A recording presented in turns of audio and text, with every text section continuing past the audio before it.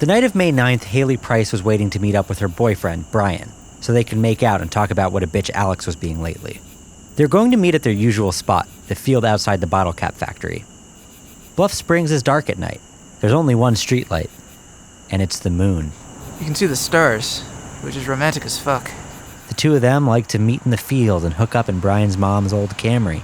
They liked it because the seats reclined all the way, and they thought it was cool that it still had a tape deck. That's pure romance when you're young and in love and don't live steps from the finest cultural institutions the country has to offer. Hayley loved that car. I do too. I mean, we've both grown up in that car, you know? But Brian texted Hayley to tell her he would be late. He was preparing an elaborate balloon sculpture depicting the two of them on a speedboat to prom-pose under. Hayley told him not to come. It was getting late anyway, and she was cold. She wanted to go home.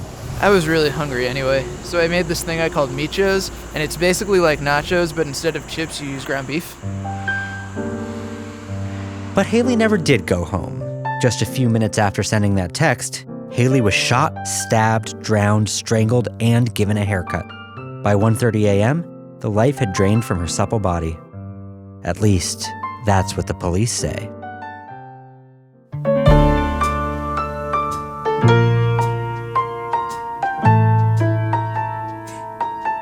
911, what's your emergency? I can't see the moon anymore. Horrible. Just horrible. I'd keep an eye on Calloway if I were you. Oh yeah, he fucking did it. What do you mean Hayley's dead? Oh my God, you didn't know? From The Onion and Onion Public Radio, I'm David Pascal, and this is A Very Fatal Murder.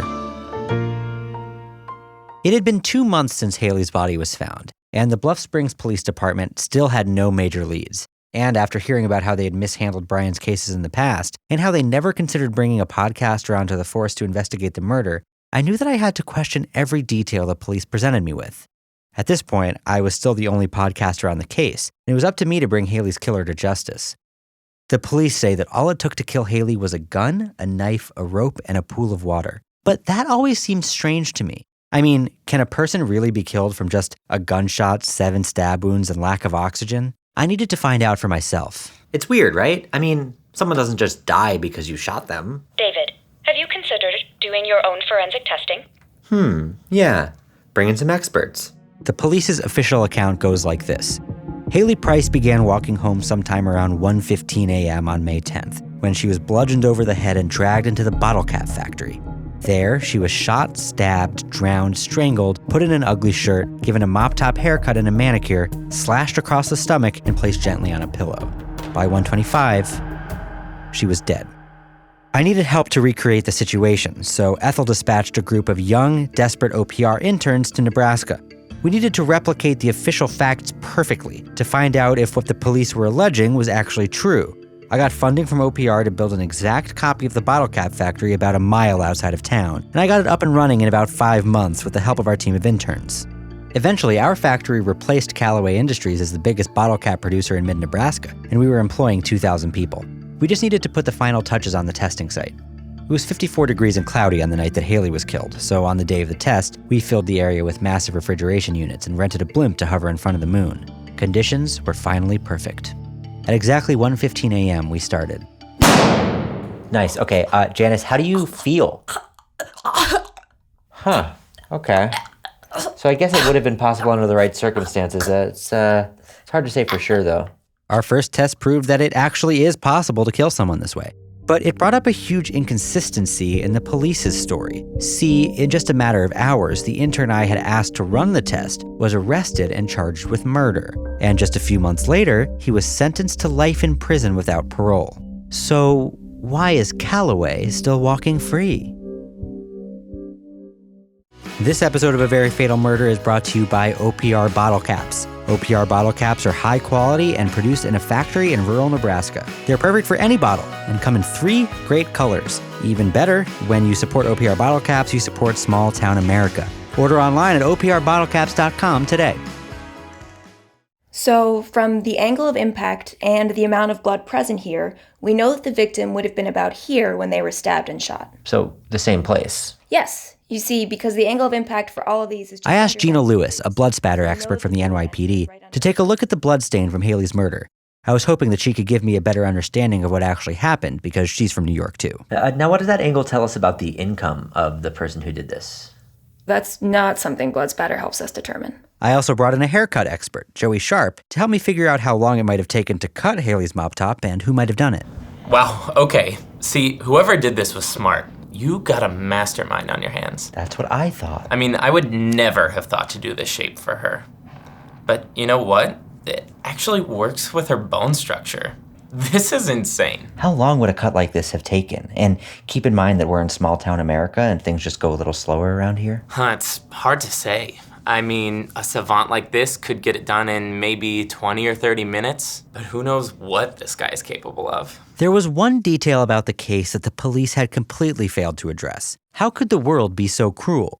Does evil live within us all? And how could such joy and such profound sorrow exist in the same universe? Well, that's a very difficult question to answer, but the Bible does provide some guidance. That's the voice of Father Anthony Scarmone, a priest at All Saints Catholic Church on 9th. If we look to Proverbs 11:17, for example, we see, "A man who is kind benefits himself, but a cruel man hurts himself." So while there will always be cruelty in the world, I just feel so hopeless, you know? I mean, she was so young and beautiful. How could God let this happen?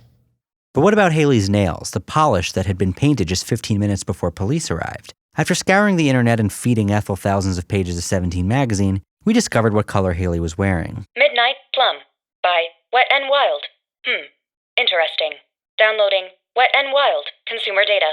We tried to find a connection between the Callaway family and the Wet n Wild Corporation, but there was none. In fact, Callaway had vehemently opposed the brand when it first hit shelves because he worried that it would drive his own beauty brand, Wet by W.O. Callaway, out of business. It's pretty rare that we see this few prints. The criminal definitely took precautions. You mean like wrapping their hands in $100 bills? Gloves is more likely. I talked to Paula McNamara, a forensic analyst for the state, about fingerprints found at the crime scene. She told me that the area was remarkably free of prints, which made me recall an important detail that a local woman had yelled at me when I was doing some background research about Callaway. He ain't got no fingerprints. They're smooth and shiny, just like the rest of them. What if Callaway didn't have any fingerprints? If that was true, then wasn't every surface without a print covered in Callaway's fingerprints? And if that was the case, the crime scene had Callaway's prints all over it. After doing all that research, I still didn't have conclusive evidence implicating W.O. Callaway. I was no better than the police, and that was unacceptable. The only thing I had learned after months of work was that Hayley was a vibrant girl in the prime of her life when she died. But with no real answers and a court order to stay at least 100 feet away from Hayley Price's corpse, I was getting frustrated. Can you say your name for us? Rachel Lawson. And your position? I'm a professor of screenwriting here at UCLA. Great. Okay, so basically, I'm on episode 4 of this true crime podcast, and I've got some really dynamite stuff, but I'm worried I'm kind of starting to lose the thread. Do you have any advice for what might get things back on track? I assume you've talked to the victim's family. Oh yeah, got them crying and everything. And established a prime suspect, someone with a dark past? Yeah, the town millionaire, he's perfect. That's great. Well, it sounds like you're doing everything right.